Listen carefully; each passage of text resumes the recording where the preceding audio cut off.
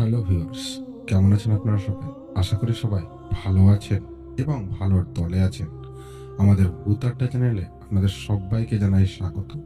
আমাদের এই চ্যানেলে আমরা আলোচনা করে থাকি কিছু অলৌকিক, সত্য এবং রহস্যময় ঘটনাগুলি নিয়ে। আগের ভিডিওতে আমরা এরকমই একটি রহস্যময় গল্প নিয়ে আলোচনা করেছিলাম, যেখানে আমরা আমাদের আগের গল্পের মূল চরিত্র শুভর জীবনে ঘটে যাওয়া কিছু রহস্যময় ঘটনাগুলি জানতে পেরেছিলাম। এই ভিডিওটি আজকে হবে সে ভিডিওরই দ্বিতীয় অংশ, যেখানে আমরা জানতে পারবো শুভর জীবনে এই রহস্যময় ঘটনাগুলি কিভাবে ঘটেছিল এবং কেন ঘটেছিল, কি কারণে তার জীবনে কালা জাদুর প্রকোপ হয়েছিল। তো সেই ঘটনাগুলি জানতে আপনারা এই ভিডিওটি অবশ্যই দেখুন এবং ঘটনাটি সম্পূর্ণ জানতে অবশ্যই আগের ভিডিওটি দেখুন, যেটি আই বাটনে ক্লিক করলে আপনারা পেয়ে যাবেন। তো শুরু করছি আজকের ঘটনা, কালা জাদুর খেলা পার্ট 2।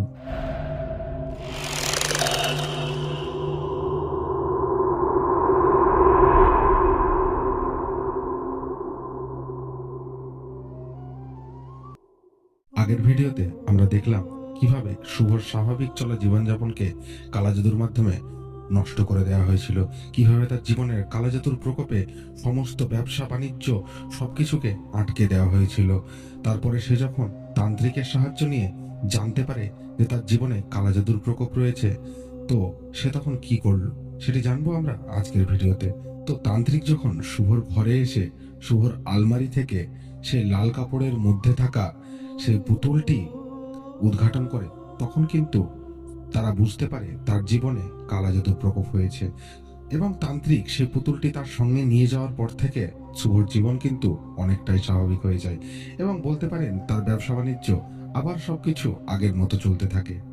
শুভর জীবন যখন আবার স্বাভাবিক চলছিল, তখনই শুভর জীবনে ঘটে যায় আরো একটি রহস্যময় ঘটনা। রহস্যময় ঘটনাটি বলার আগে আপনাদেরকে শুভর বাড়ির কথাটি একটু জানতে হবে। শুভ শহরেরই একটি ছোট্ট ভাড়া বাড়িতে ভাড়া থাকতো, কিন্তু সে থাকতো একদম নিচের তলায়, অর্থাৎ গ্রাউন্ড ফ্লোরে।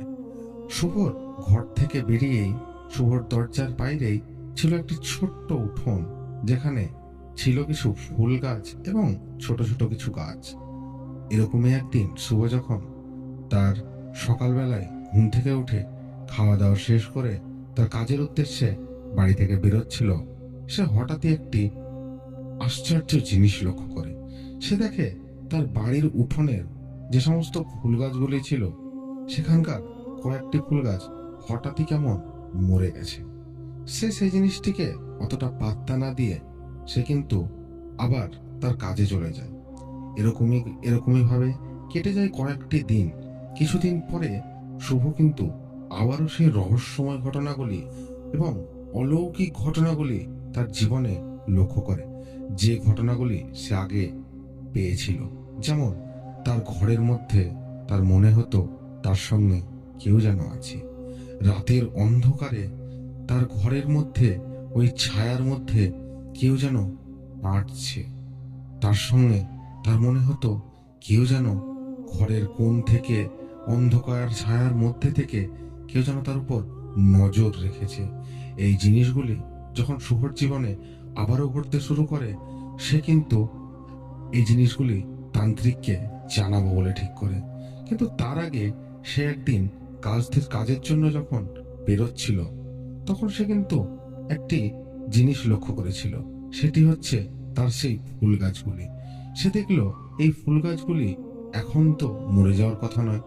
তখন সে ফুল গাছগুলির কাছে গিয়ে দেখে, তো সে একটি জিনিস লক্ষ্য করে, ফুল গাছের নিচের মাটিগুলি কেমন আলগা হয়ে আছে। মনে হচ্ছে কেউ যেন সে মাটিগুলি উড়েছে বা কোনো কারণে সে মাটিগুলি সরিয়েছে। তখন সে কিছু না ভেবে সে আলগা মাটিটা সরিয়ে দেখে যে সেখানে পোতা আছে আবারও একটি লাল পুঁটলি। সে এবার ভয় পায়, কিন্তু একটু মনের মধ্যে সাহস এনে সে কিন্তু পুঁটলিটি নিজের হাতে নেয় এবং সেটিকে খুলে দেখে। এবং সে যা লক্ষ্য করে সেটি দেখলে আপনারাও হয়তো ভয় পেতেন।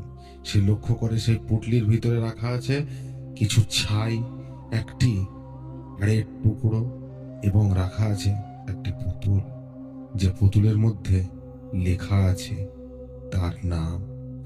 সে একদম ভয় পায় এবং খুব তড়িঘড়ি করে, একদম দেরি না করে সে সেই সমস্ত পুটলি, হাড়, ছাই এবং সেই পুতুলটি নিয়ে চলে যায় সেই তান্ত্রিকের কাছে।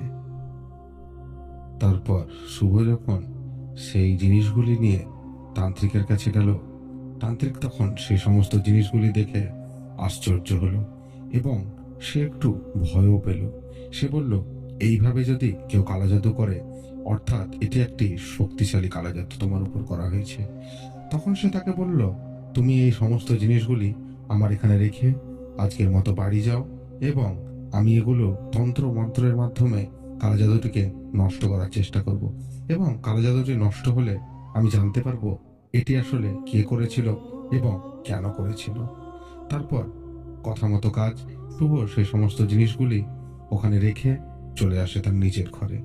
সেই সমস্ত জিনিসগুলি শুভ তান্ত্রিকের কাছে রেখে সে তার নিজের ঘরে চলে আসে, কিন্তু সে তখনও কিন্তু সে রহস্যময় জিনিসগুলো থেকে বেরিয়ে আসতে পারেনি।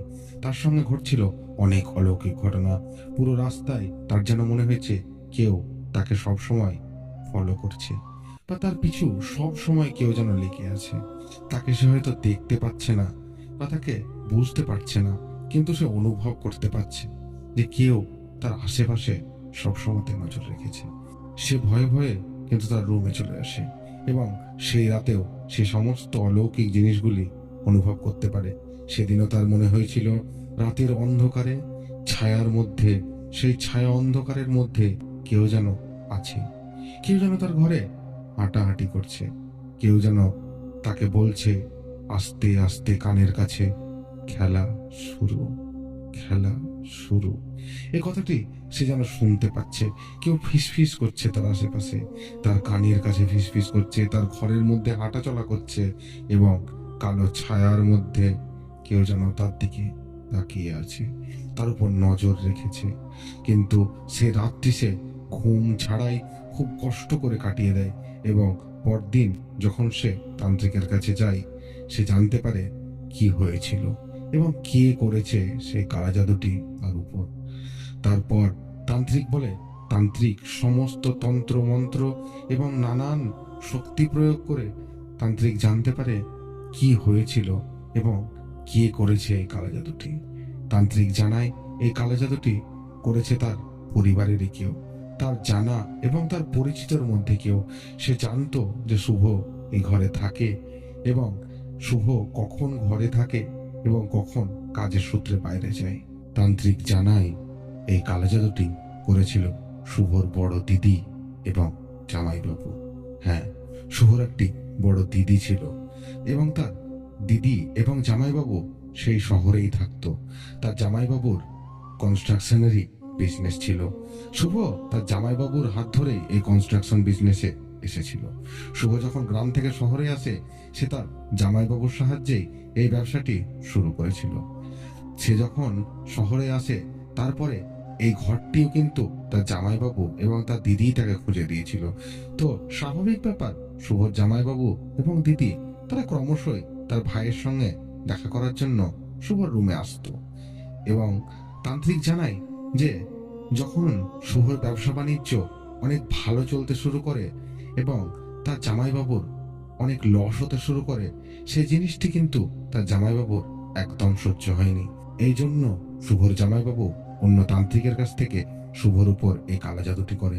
অন্য তান্ত্রিকের কাছ থেকে শুভর জামাইবাবু এই কালাজাদুর মাধ্যমে একটি পুতুল তৈরি করে, যেটির উপর লেখা ছিল শুভর নাম এবং যার ভিতর রাখা ছিল অনেক প্রেতাত্মার এবং খারাপ কিছু শক্তি এবং ভয়ঙ্কর কিছু শক্তি, যেগুলো শুভকে সবসময় বিরক্ত করত এবং সবসময় শুভ অলৌকিক জিনিসের শিকার হতো, যেগুলো শুভর জীবনকে একদম নরক করে তুলেছিল।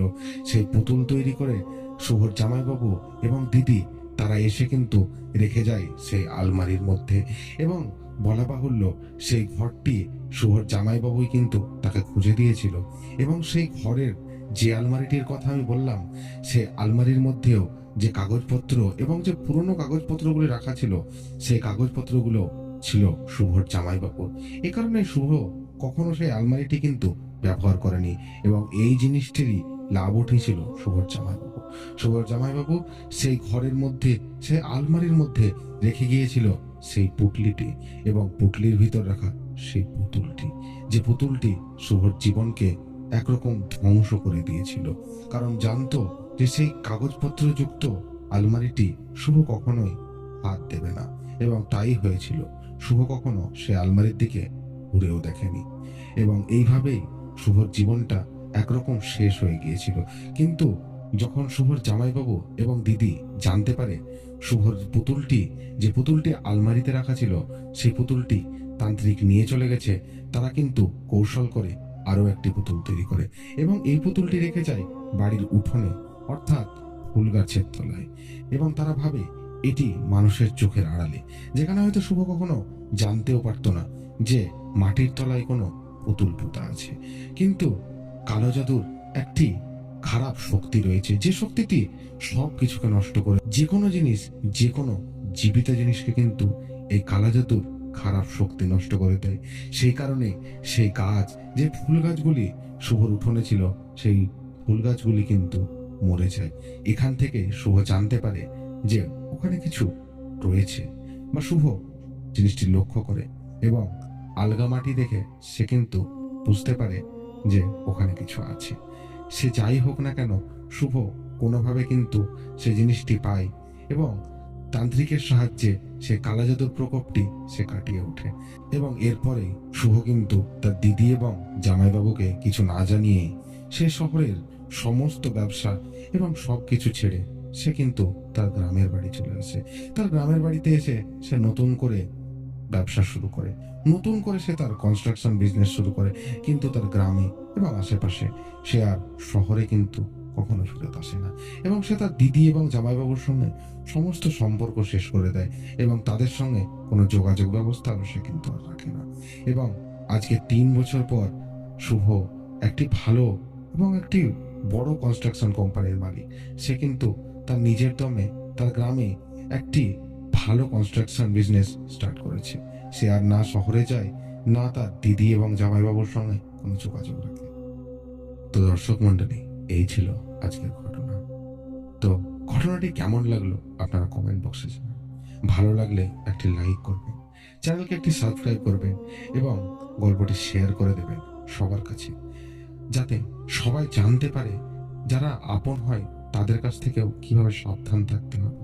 তারাও যদি চায় তো কিভাবে তারা আপনার ক্ষতি করতে পারে।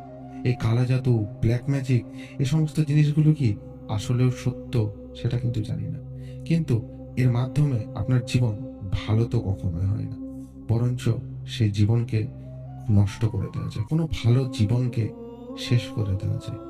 তো আপনাদের জীবনেও যদি এরকম কোনো ঘটনা থেকে থাকে, বা এরকম কোনো গল্প আপনারা বলতে চান, তাহলে অবশ্যই আমাদেরকে পাঠাতে পারেন আমাদের ইমেলে, অথবা ইনস্টাগ্রাম, অথবা ফেসবুকে, বা আমাদের স্টুডিওতে এসে আপনি যদি গল্প বলতে চান তো আমাদেরকে যোগাযোগ করতে পারেন আমাদের ইনস্টাগ্রাম অথবা ফেসবুকের মাধ্যমে। তো দর্শক মণ্ডলী, আজকের জন্য এত অবধি।